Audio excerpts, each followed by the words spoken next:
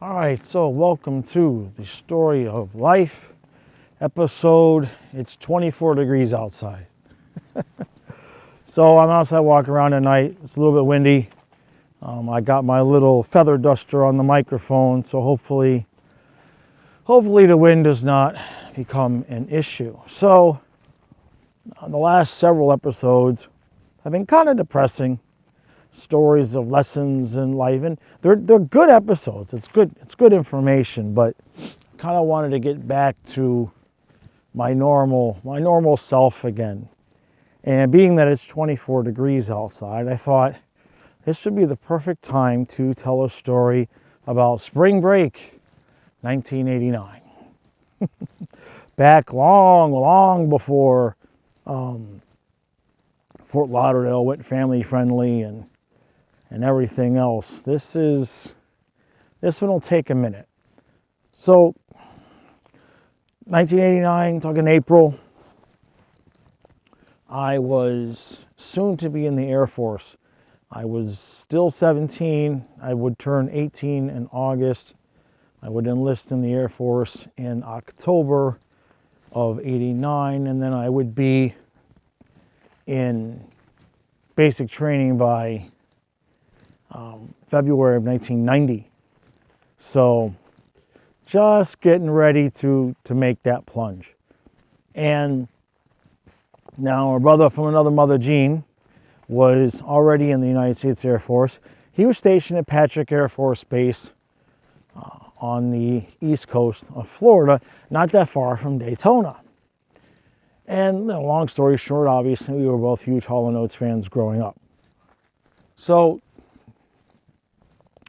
I was at my girlfriend's house. Now, the way my afternoons and evenings would normally go is I would eat dinner at my house, and then because my mother refused to cook enough food for a growing boy, I would then leave my house and go to my girlfriend's house where her parents would feed me, and that would make sure I'd have enough food. So I was at her house just about every night.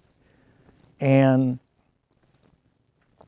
I would say, I believe the phone call came in about 8:45, somewhere between 8:45 and 9 o'clock.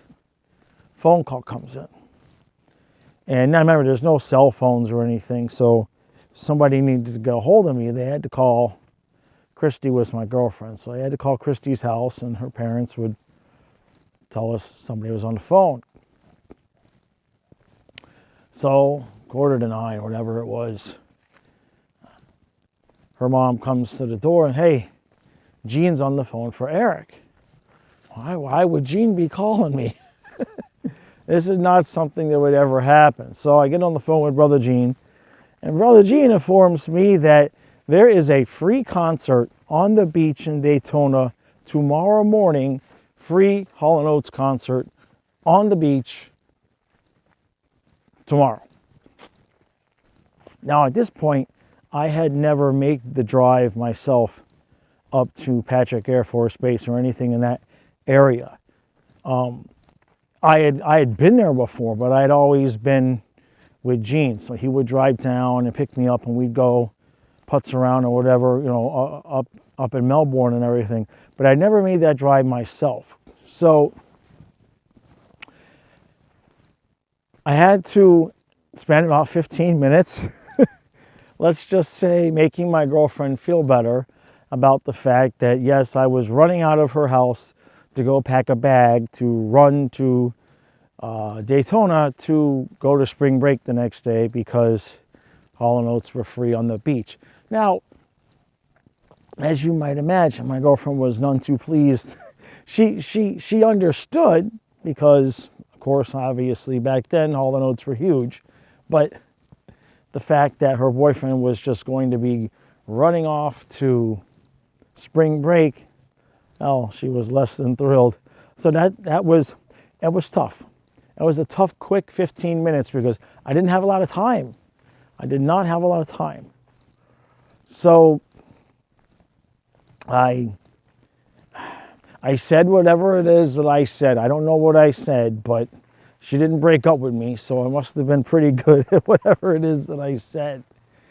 Now, I probably left her house, the way that we've told the story is I left her house at 9.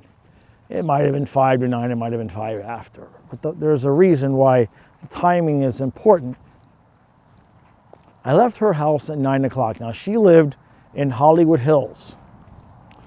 And my house was in Ives Estates, right there off of I-95, and just a few miles away from the California Club Mall before you get to 441.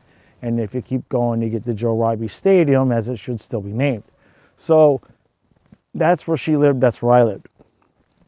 So I left her house at about 9 and went home, and I just walked in the door and I just yelled to my parents, I'm going to Daytona, Hall & Oates are in concert. And they're just like, okay. So I went into my room and I packed the duffel bag and I left. Now, if you know how long it takes you to get from Miami to Melbourne, 2 hours, maybe 2.5, something like that. I left Hollywood Hills at 9 o'clock, drove to Ives, packed my bags, and was knocking on Jean's door at 11:30. So from, I don't know how fast I drove. I do remember seeing and looking at my speedometer and seeing 80, and I know I went faster than that. So I don't know how fast I went. I had a 1978 Monte Carlo. So if you've ever driven one of those vehicles, you know that those suckers can go. They can go. I don't think I could have hit 100, but it wouldn't have surprised me if I spent the majority of the time, like after Boca, until you got almost basically to Vero, doing at least 80, if not 90. And no, it was not as built up back then. Back then, there's this one last road in Boca. I forget the name of it. Yakamoto or Yama, somebody will know it. But back then, once you got past that road, it was just like crickets and gators. There was not much there. So there weren't any cops messing with me. I got lucky. Let's just put it that way, because that would have not been a fun speeding ticket to have at 17 years old. At least in that, it was, back then, speed limit's 55. So there's no question at points I was going 30 miles an hour over the speed limit. No question. So get to Brother Gene's house at 11:30. Actually, it was his grandfather's house. Now, Gene had a dorm room on base, but he also would stay with his grandfather from time to time. And that's where we spent that night, because that way, didn't have to worry about me, getting onto the base or anything like that. So we just spent the night in his grandfather's house.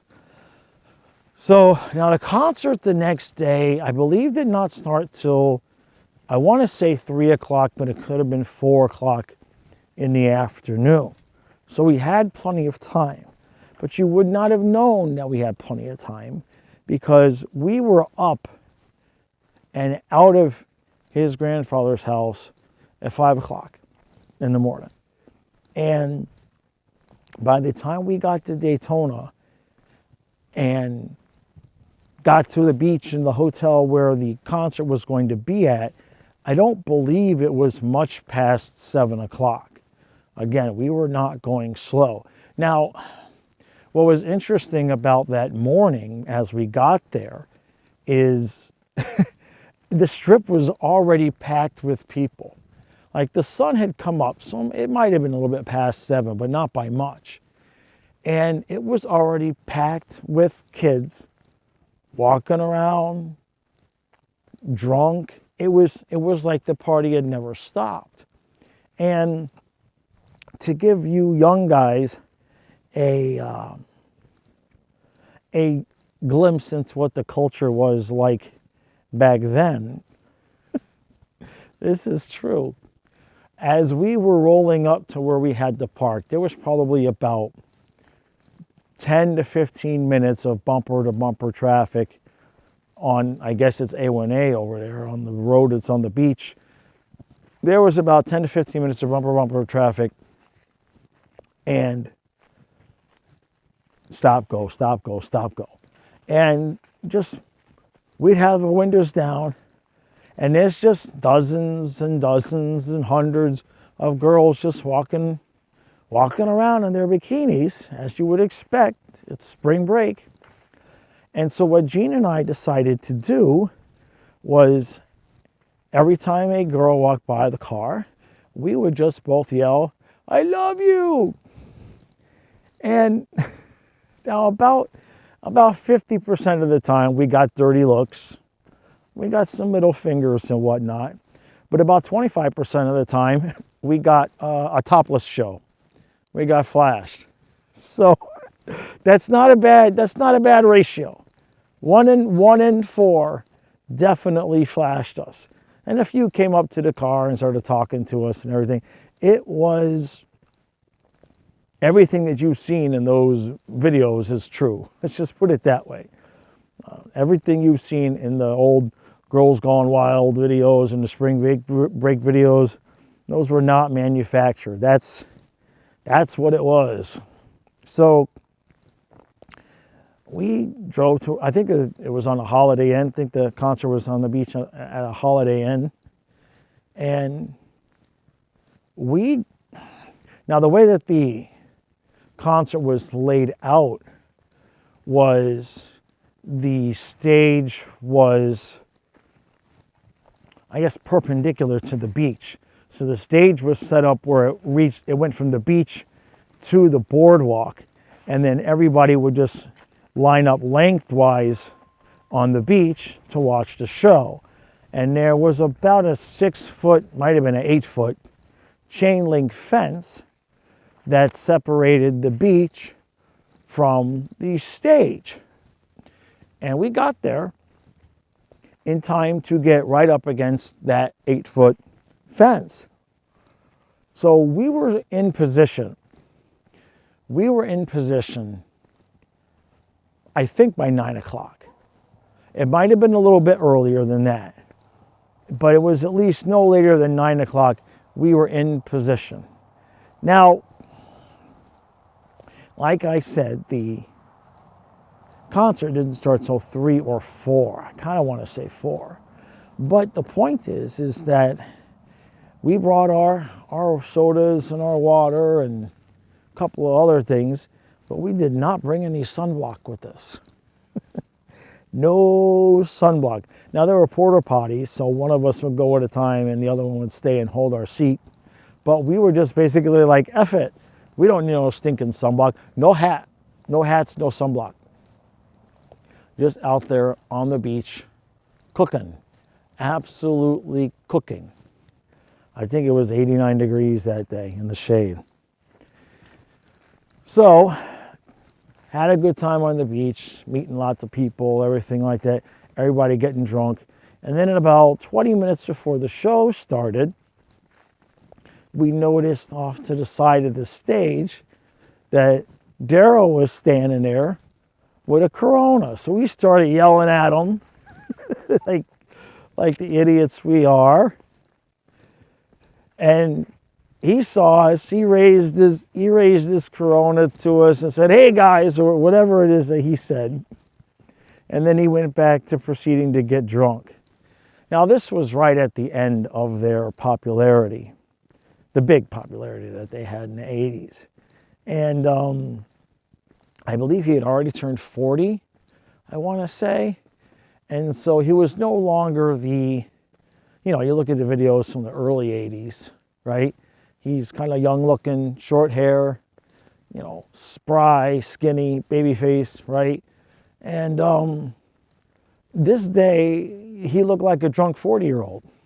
He had his hair long, his face was a little poofy, and he wore that sleeveless shirt that he would normally wear, And he was definitely not skinny. I wouldn't say he had gotten Axl Rose size. That'd be an exaggeration. But he looked like he'd been partying pretty heavily. We'll just put it that way. So show starts. Now, this was back in the day also. I mean, their shows were like 2 hours and 15 minutes. It was crazy. And one of the memories that we had from that show was, you know, how when the guitar players will throw the picks, right? They'll throw their pick after a song. So one of the songs, he throws the pick, I think it was Daryl's, and it bounced off of Gene's hand and into the sand. And some girl pointed and said, "There it is." And when Gene went to go get it, she had lied to him about where it was and pointed in the opposite direction, and she bent down and picked it up. So there was a bunch of people around us that saw her do that, and they were just ragging on her, man. They were just absolutely giving her a boatload of shit for that. And then, of course, eventually we ended up getting a couple of picks, and I think Gene got a towel from Tommy T-Bone, the bass player. So it was a good day anyway. Long show, great show. And then we had to go home. Now, we're trudging back up through the hotel, and we got into the lobby, and they had a poster, like a movie poster, but a poster advertising the concert. And Gene went up to the manager and was like, "Hey, can we have this poster?" He's like, "Sure." So there was a few of them. There was like 2 or 3. So he just gave us a screwdriver and let us take the frames apart and take the posters. I still have it somewhere. I still have it somewhere in my shed. I can't imagine what kind of shape it's in.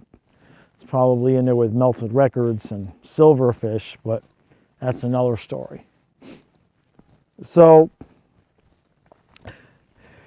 we did the same thing going home, right? I love you, I love you. But it worked. I mean, it was way easier. I mean, you can go to the titty bar and see titties, or you could just drive on the strip and yell "I love you" and have at least a 20 to 30% return rate on whether you were going to see free titties or not. So on the way home, we realized now we were going to spend the night. He had to go back to base because he had to go to work in the morning. So we were going to spend the night on the base. And then,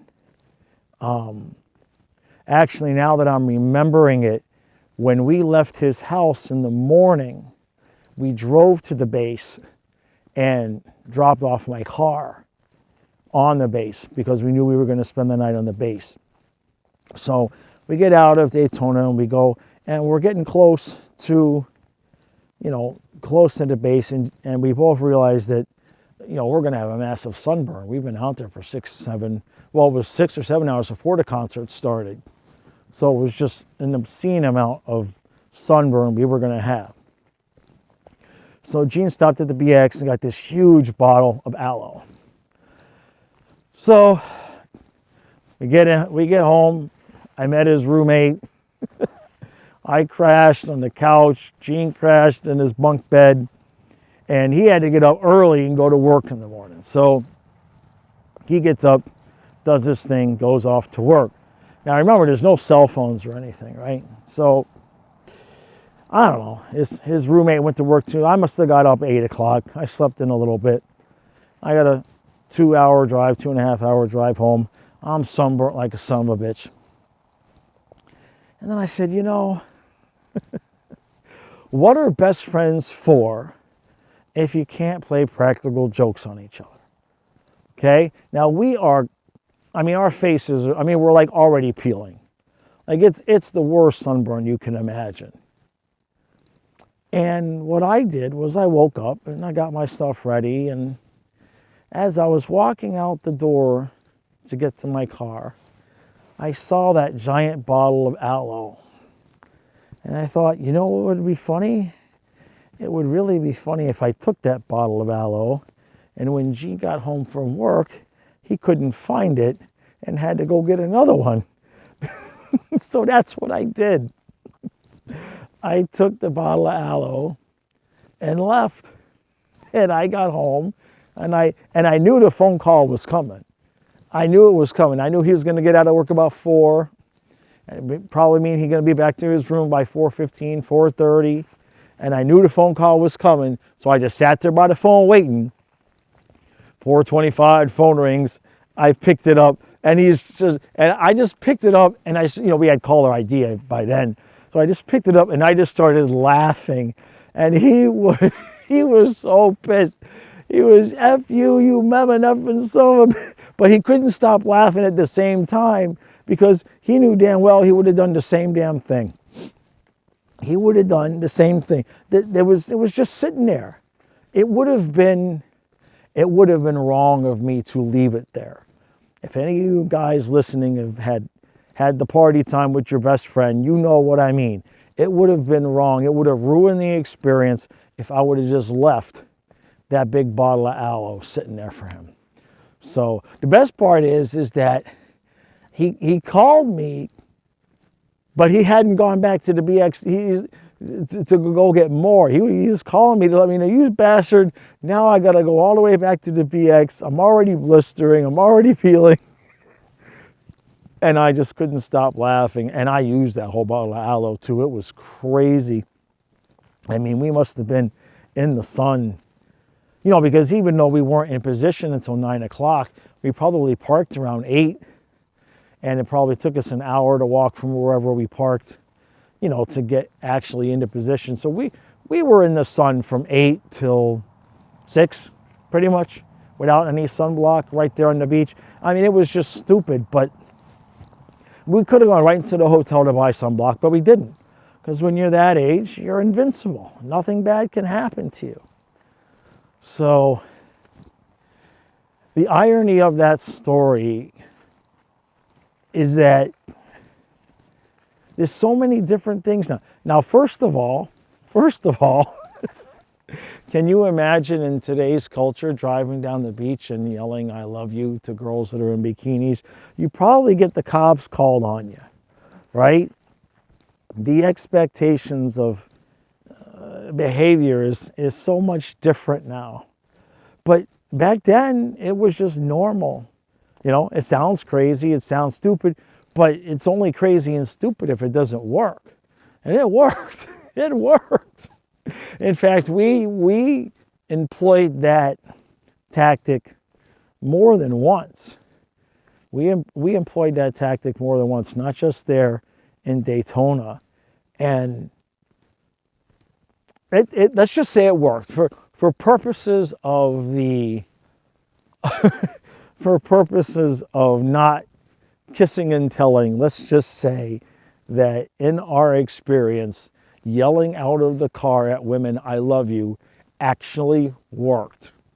It actually worked. So I get a kick out of that when I see all of the YouTube videos about, how to talk to women and pick up lines and this, that, and the other thing. And I guarantee you that nobody ever thought to just yell out the car window, I love you. Now, of course, I don't think that would work for us now. Now we would definitely get arrested or shot. Well, now people would just pick up their phone and start recording, and we'd be on TikTok. This old man was yelling at me, I love you. You know what I mean? It's a whole different planet now. But it was a good concert. We had a good time. And, I mean, you want to talk about, luck being on my side, the universe looking out for me. I mean, I know I did 80 to 90 miles an hour the whole way from Miami to Melbourne. I wouldn't, you wouldn't be able to get away with that now. Only in a dream could you get away with that now. Same thing with, but I wish I had kept better care of the poster. I had the poster up. I kept it, through my time in the Air Force.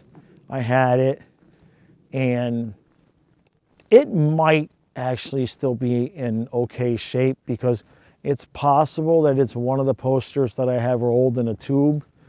You know, when you start moving all over the place as an adult, eventually the things, you know, they fritter away. But I have a feeling that that one might just be rolled in a tube somewhere.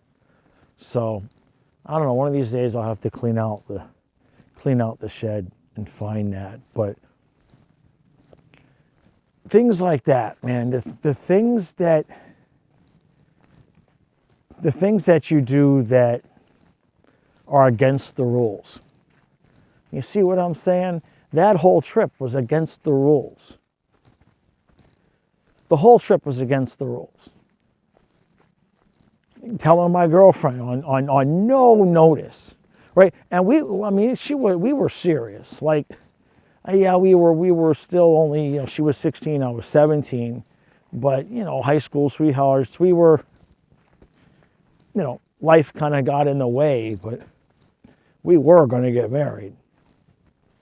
But the point is that when you're in that kind of a relationship, even as a young person, you know, there's rules, right? And rule number one is usually, I'm not going to just tell my girlfriend, oh, in a 5 minutes notice, I think I'm going to go to spring break without you, baby. See you later. You know what I mean? That was rule number one. I just ignored that rule. Rule number two, just walking in the house to my parents. I didn't ask them. There was no discussion. I just knew. And I guess they just knew. There was an assumption, whatever you want to call it. But I just walked in and said, I'm going to Daytona. Hall & Oates are free on the concert tomorrow, free on the beach tomorrow. And if they did think about telling me no, I think they realized that there ain't no reason. There's no, he's gone. You know what I mean? I did not walk in the door and ask a question. I announced what I was doing. So that was rule number two. Rule number three was the entire drive to Melbourne. I mean, it was just, it is what, I don't even want to know what my insurance rates would have gone up to back then if I would have got a speeding ticket over 30 miles, you know, over the speed limit. That would have just been insane. So that's rule number three. Now, I suppose rule number four is kind of an unwritten rule, but I would suppose that we would all agree that there's a general rule that you don't yell at women from your vehicle. Like, you don't roll down your window and just start yelling, I love you, and things like that at women on the street, right? I think we can agree that that's, I think we can agree that that's a general rule. Broke that one. Glad I did. Glad I did. So that's 4 rules. Now, I don't think we really broke any rules at the concert. Not really. The other girl broke the rule, right? She got the free pick because she broke the rule, right? Pointing to the wrong direction. That's nasty, man. That's just mean. That's just cruel. But it worked out for us anyway. And then, of course, you know, getting the free posters. You know, I mean, I guess we asked, so I guess technically that wasn't really necessarily breaking a rule so much, but not everybody would have asked. Of course, we yelled at more women. On our way home, we yelled at more women. They weren't so much in bikinis. Well, they still were a little bit, but they were getting ready to go dancing to the clubs and everything. We thought about staying. If he wouldn't have had to go to work the next day, we would have stayed overnight, but he was in the military and he had to go to work. Because back then, you know, they didn't ID you the way you do now. You know, I mean, I was getting into places at 16. Nobody ever asked for my ID. It was a whole different world. So we could have easily gone to the clubs. I mean, we had gone to clubs in Fort Lauderdale before, but not Daytona. So we kind of wanted to stay, but he had to go to work in the morning, and we thought about it, and we had stayed out in the sun for so long that he did not think that he could pull. No, he had to be at work at like 6. So maybe we could have stayed at the club till like maybe 3, right? And then driven back to base, and he would have had to do it all-nighter, but we were in such rough shape from the sun that we decided not to. So, and then of course, no, I broke the final rule. Although I don't know if that's technically taking his aloe was both. Obviously, taking his aloe is breaking a rule. But wouldn't you say that the rule also should be, if you have the opportunity to pull a prank on your best friend like that you must take the opportunity, right? I think that one kind of evens itself out. You cannot just let him work all day and come home to a nice big bottle of aloe. That doesn't seem like the right thing to do. It seems more like the right thing to do is to have him work all day and come home and reach for the bottle of aloe and have it not be there. That feels more right to me than anything else. So I don't really know. We'd have to go to Judge Judy on that one, because that one was, and we still talk about it. I mean, we always talk about all the stories, but he's still pissed off about that bottle of aloe. He's still pissed off about that bottle of aloe. I mean, it wasn't cheap either. I mean, it was a big bottle. It was probably at least 32 ounces. It was not a small bottle of aloe, and we needed it, man. That was just a crazy, crazy trip, and it was just done and over so fast, right? You know, I got the phone call 9 o'clock ish, and by 9 o'clock the next night, we were gone. We were, if not on the base, that's probably when we were buying the aloe at the BX, was about 9 o'clock the next night. What a 24 hours, man. But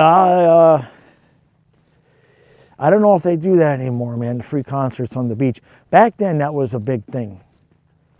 Back then, for the spring break and for summers and everything, the artists would just, you wouldn't know about it, you know, and then all of a sudden on the Friday, and that's what happened with Gene, right?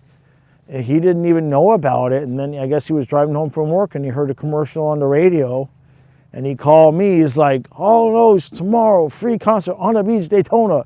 I'm like, "I'm on my way." I mean, there's no discussion. There was no discussion whatsoever. So that's it. I just wanted to pass that story along. I don't know what triggered that memory for me today. But I also wanted, I remember when I started these videos, I said I wanted them to be, stories of life, and they've kind of gotten into some deeper lessons and everything like that. And that's fine. I'll do those from time to time. But I wanted to start actually getting into the actual stories. So now don't ask me to give you any of the details about how yelling at women that you love them from cars. Just take my word for it. Well, don't do it now.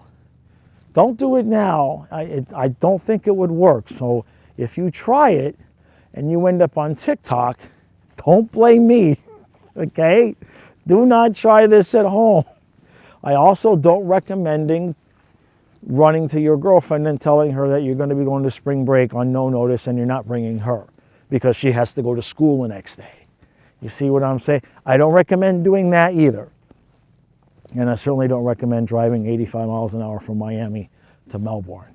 So unfortunately, there's not many lessons you can learn from this one, except for the fact that if you have the opportunity to take your best friend's bottle of aloe, you do it. You do it. Because the memory will last you a lifetime.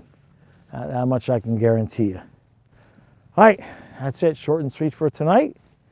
And I'll catch you in the next episode.